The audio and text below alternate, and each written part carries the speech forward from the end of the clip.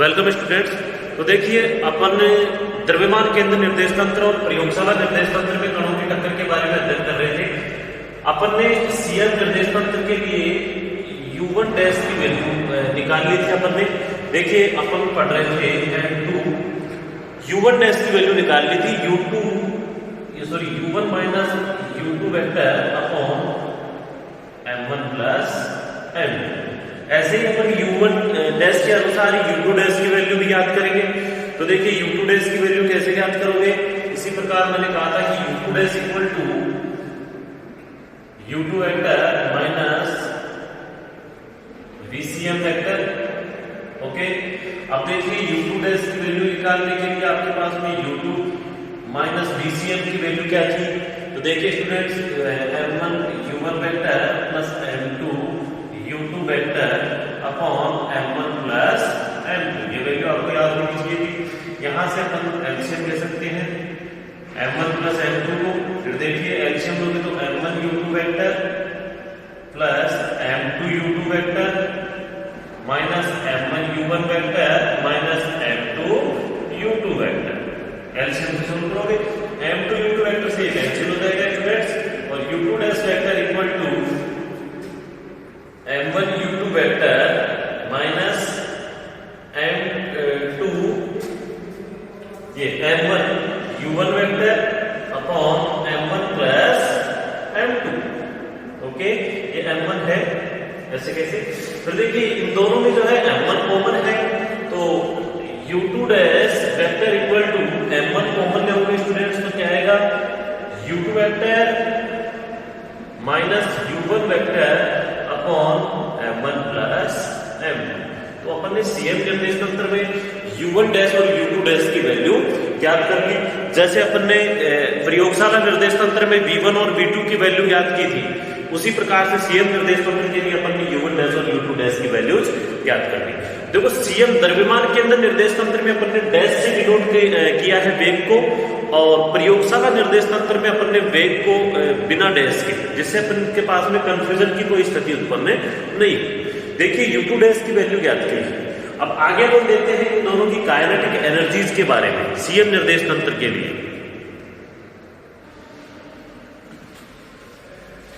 या फिर अपन ऐसे भी इसको सोल्व कर सकते हैं आगे कि देखो सीएम निर्देश तंत्र को आप ऐसे सिद्ध करके बताइए कि आप इसे शून्य संवेग निर्देश तंत्र कहते हैं। मैंने शुरू में रखा है इसकी थ्योरी जो पढ़ाई थी आपको द्रव्यमान केंद्र निर्देश तंत्र की, तो आपको ये सिद्ध करके भी बताया गया था कि सीएम निर्देश तंत्र को शून्य संवेग निर्देश तंत्र भी कहते हैं। तो देखिए शून्य संवेग क्या होगा कि बाह्य बल की अनुपस्थिति में टक्कर से पूर्व कुल संवेग क्या होना चाहिए, 0 होना चाहिए। अर्थात आगे आप लिखोगे बाह्य बल की अनुपस्थिति में टक्कर से पूर्व कुल संवेग 0 होना चाहिए। ओके, यानी कि टक्कर से पूर्व संवेग की कंडीशन स्टूडेंट्स, मास है दोनों पार्टिकल के M1 और M2, M1 U1 dash plus M2 U2 dash equal to क्या होना चाहिए, 0 होना चाहिए। यहां से स्टूडेंट U2 डैश की वैल्यू निकाल लो, क्या जाएगा माइनस का M2 U2 dash, sorry U2 dash की निकाल रहे हैं ना, ये पार्ट इधर आ जाएगा M1 U1 dash vector upon M2, केवल U2 डैश की निकाल तो अपॉन M2। ठीक है, इक्वेशन बन तो यह आ गई। फिर देखिए अपन कह सकते हैं इसी प्रकार टक्कर के बाद भी संवेग 0 होना चाहिए। तो टक्कर के बाद की condition M1 V1 dash plus M2 V2 dash equal to 0। यहां से भी देखिए स्टूडेंट्स V2 डैश की वैल्यू निकालो, माइनस का M1 V1 dash upon V2 dash की निकालो तो अपॉन में वही M2 आ जाएगा। इक्वेशन 2 आ गई अपने पास में। अब देखिए ऊर्जा संरक्षण के सिद्धांत का अनुसार ये सिद्ध करके बताएंगे अपन, ऊर्जा संरक्षण के सिद्धांतानुसार क्या कहते हैं हम, एनर्जी जो वो टक्कर से पूर्व और टक्कर के बाद संरक्षित होनी चाहिए, यानी कि 1/2 m1 u1 dash square plus 1/2 m2 u2 dash square equal होनी चाहिए students 1/2 m1 v1 dash square plus 1/2 m2 v2 dash square.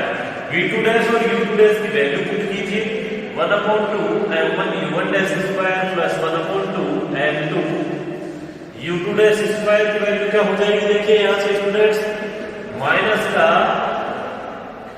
m1/m2 u1 dash square equal to 1/2 m1 v1 dash square plus 1/2 m2 v2 dash minus का m1/m2 v1 dash और इसका square.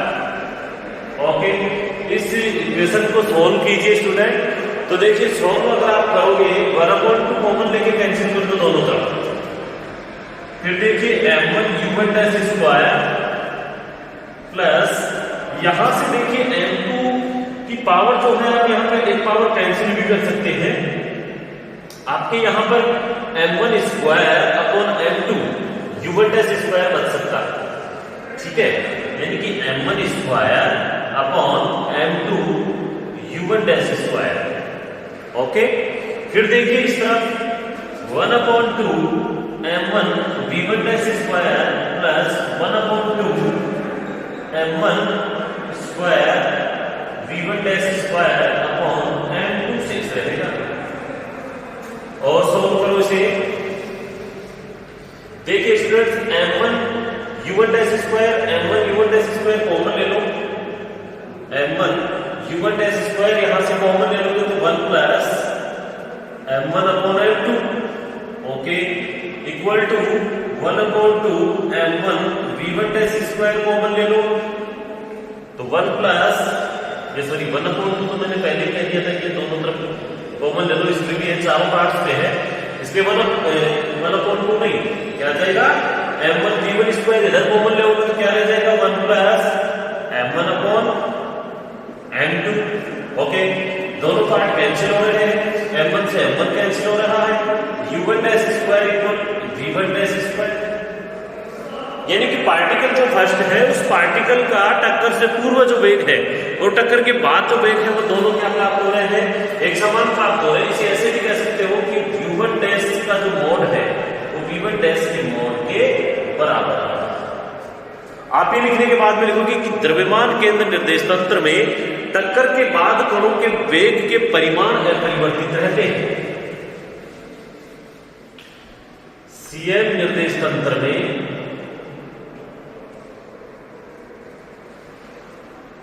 टक्कर के बाद कणों के वेग के परिमाण अपरिवर्तित रहते हैं। वेग के परिमाण अपरिवर्तित रहते हैं, केवल दिशा बदल जाती है।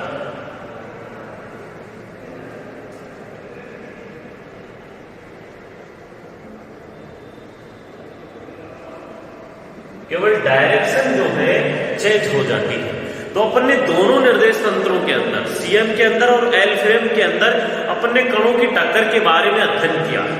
देखिए कणों की टक्कर के लिए अपन ने एल फ्रेम में v1 और v2 की वैल्यूज ज्ञात की थी और उसके बाद में अपन ने u1 डैश और v1 डैश की इसमें वैल्यूज ज्ञात की है। इसके बाद में अपन ने कहा कि इसे शून्य संवेग निर्देश तंत्र कहते हैं। तो शून्य संवेग निर्देश तंत्र की उस कंडीशन से अपन ने एनर्जी की जो एनर्जी कंजर्वेटिव की जो कंडीशन है वो अप्लाई करके अपन ने u1 dash equal to v1 dash यानी कि वेग का परिमाण अपरिवर्तित रहता है वो ज्ञात किया।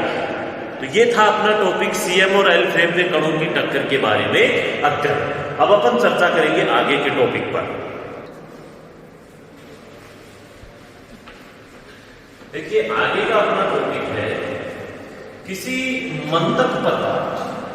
मंदक पदार्थ क्या होता है? देखिए जैसे अपन किसी पानी भरे हुए स्थान पर किसी पत्थर को फेंकते हैं तो उस पत्थर को फेंकते हैं तो उसकी वेलोसिटी यानी कि वेग में कमी हो जाती है, यानी कि वेग उसका मंदित हो जाता है। तो टॉपिक भी अपना इसी एग्जाम्पल के ऊपर आधारित है कि किसी मंदक पदार्थ में गतिशील, आप यहां पर न्यूट्रॉन्स के लिए कह सकते हो कि न्यूट्रॉनों के वेग को मंदित करना।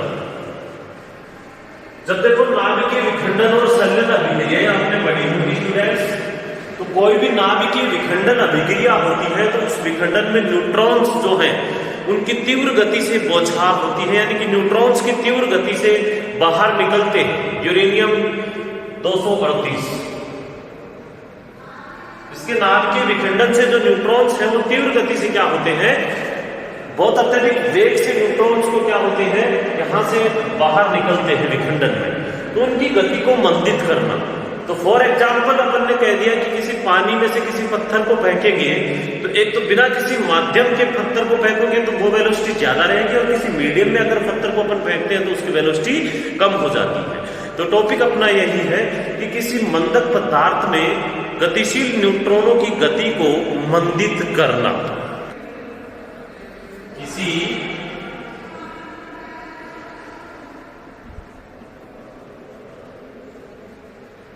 मंदक पदार्थ में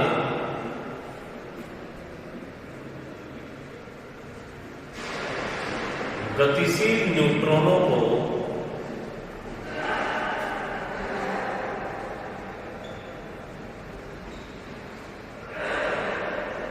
मंदित करना।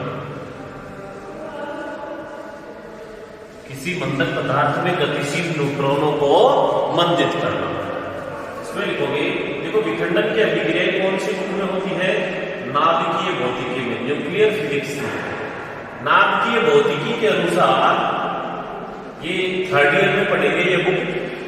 यूरेनियम 238 के 92 यूरेनियम 23F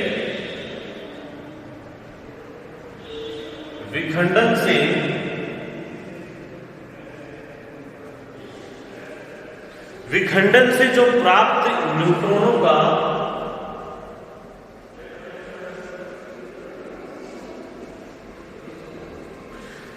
वेग अत्यधिक होता है,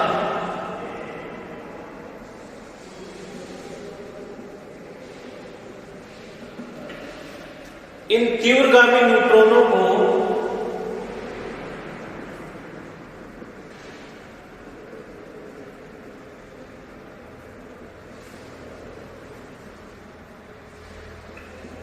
किसी मंदक पदार्थ में से गुजार कर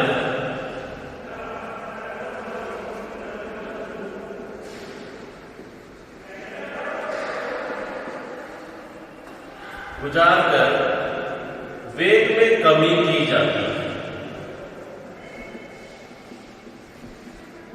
तो तीव्रगामी न्यूट्रॉन्स है, इनको किसी मंदक पदार्थ में गुजारकर इनकी वेग में कमी की जाती है।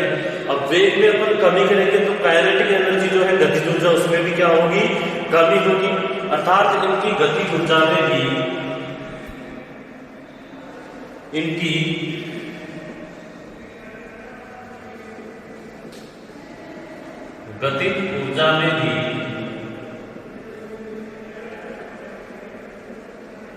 कमी होती है, काइनेटिक एनर्जी भी लो होती है। न्यूट्रॉन तथा मंदक पदार्थ जो है अणुओं के मध्य टक्कर का जो है, देखो ये तो है न्यूट्रॉन्स, ये यूरेनियम 238 का जैसे कि विखंडन होता तो इसके विखंडन से जो है न्यूट्रॉन्स जिनका चार्ज जो है 0 होता है, ये न्यूट्रॉन्स जो है निकलते हैं, तीव्रगामी न्यूट्रॉन्स जो होते हैं ये न्यूट्रॉन। और यहां पर मान लो कोई मंदक पदार्थ, इस मंदक पदार्थ में से ये गुजरेंगे तो ये क्या हो गई, मंदक पदार्थ और न्यूट्रॉन दोनों के बीच में टक्कर हो गई। ये वेग कर रहे हैं, इनका कोई वेग होता नहीं, तो इन दोनों के मध्य क्या हो गई, ये टक्कर। तो अपन ये टक्कर का जो टॉपिक पीछे अपन ने पढ़ा है कॉलिजन का, उसी टॉपिक के आधार पर इसे पढ़ेंगे। तो लिखोगे न्यूट्रॉनों तथा मंदक पदार्थ अणुओं के मध्य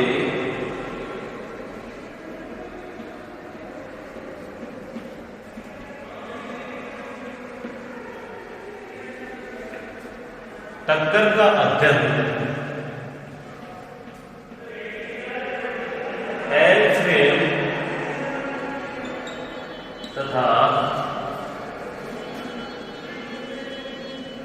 सीएम फ्रेम में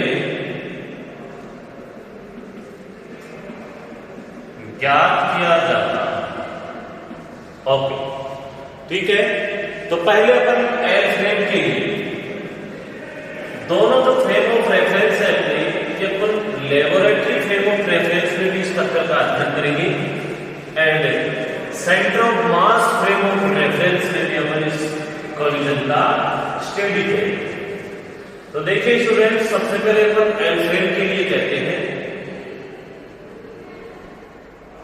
एल फ्रेम की क्या कंडीशन है कि मान लो एक पार्टिकल है ये न्यूट्रॉन्स, और इन न्यूट्रॉन्स का जो मास है वो है m1, मास m1 है, इनका जो वेलोसिटी है वो है u1 vector. Okay students, L frame में बिना डैश से शो कर देते हैं और उसमें डैश से शो कर देंगे, ठीक है। ये आपतित होते हैं किसी मंदक पदार्थ के ऊपर। मंदक पदार्थ का जो मास है वो है m2 मास है, और इसका जो वेलोसिटी है u2 वेक्टर वो है 0। ये मंदक पदार्थ पड़ा हुआ है, वेग नहीं कर रहा, तो वेग क्या है इसका 0। देखो, आप अगर किसी एक पार्टिकल स्थिर पड़ा है और दूसरे पार्टिकल से उसके ऊपर टक्कर लगाते हो, तो उन दोनों पार्टिकल टक्कर के बाद तो अलग अलग कंडीशंस हो जाती है, यानी कि टक्कर के पूर्व। ये कंडीशन कब की है? टक्कर से पूर्व। ऐसे ही स्टूडेंट टक्कर के बाद की जो कंडीशन है वो क्या होगी इनकी, यानी कि एक पार्टिकल जो है वो इस तरफ चला जाएगा और दूसरा पार्टिकल इस तरफ गति करने लग जाएगा। दोनों पार्टिकल किसी जो एक्सेस है जिसमें रखे हुए हैं, एक्सेस से किसी कोण थीटा पर गति कर जाते हैं, ठीक है। जो m2 मास का पार्टिकल चला जाता है और एक तरफ m1 मास का पार्टिकल, m2 जाएगा उसका वेग v2 है और जो m1 जा रहा है उसका वेग v1 है। ओके स्टूडेंट्स, और किसी एक्सेस से थीटा पर, ये टक्कर के बाद। आप इसे समझ भी रहे हो कि देखो, स्थिर पार्टिकल के ऊपर किसी गतिशील पार्टिकल से टक्कर करेंगे तो ये भी किसी ना किसी डायरेक्शन में टक्कर के बाद में जाएगा, ठीक है। ये एल फ्रेम की कंडीशन है। ऐसे ही सीएम फ्रेम के लिए डायरेक्शन के हिसाब से इसकी भी टक्कर के लिए सीएम फ्रेम में देखो, दोनों पार्टिकल गति कर रहे हैं, मंदक पदार्थ को विपरीत दिशा से गति कराते हैं और न्यूट्रॉन को उसके जस्ट विपरीत दिशा से गति, यानी कि ये पार्टिकल m1 है और u1 डैश वेग से गति कर रहा है, ये पार्टिकल m2 है और ये u2 डैश से गति कर रहा है, दूसरा पार्टिकल m2 u2 डैश से गति कर रहा है। दोनों का वेग शो कर दोगे, एक का क्या है u1 डैश और दूसरे का u2 डैश। आमने सामने की जो टक्कर है, टक्कर से आमने सामने की इस टक्कर को ही प्रत्यास्थ टक्कर भी कहते हैं। फिर देखिए किसी एक्सेस में इनकी जो कंडीशन है वो क्या होगी, जैसे ये टक्कर करेंगे ये पार्टिकल इधर आ रहा है, ये इधर आ रहा है, दोनों की कंडीशन या तो इस तरफ हो जाएगी या फिर दोनों की कंडीशन ऐसे हो जाएगी। ये टक्कर खा करके इधर आगे जा सकता है, ये टक्कर करके नीचे जा सकता है। तो दोनों किसी एक्सेस से जाएंगे किसी कोण थीटा पर, एक दूसरे की विपरीत दिशाओं में, ठीक है। यानी कि ये भी अगर थीटा कोण से जा रहा है तो ये भी किस कोण से जाएगा, थीटा कोण से। इधर कौन सा पार्टिकल चला गया, m1 पार्टिकल चला गया जिसका वेग v1 डैश है, और ये m2 पार्टिकल चला गया जिसका वेग v2 डैश है, और ये किसी एक्सेस से क्या कोण बनाएंगे, थीटा। कब की कंडीशन है, टक्कर के बाद। ओके स्टूडेंट्स, इसे समझना, बाकी इसकी डेरिवेशंस के बारे में अपन चर्चा करेंगे कल। आज के लिए इतना ही। Thank you all of students.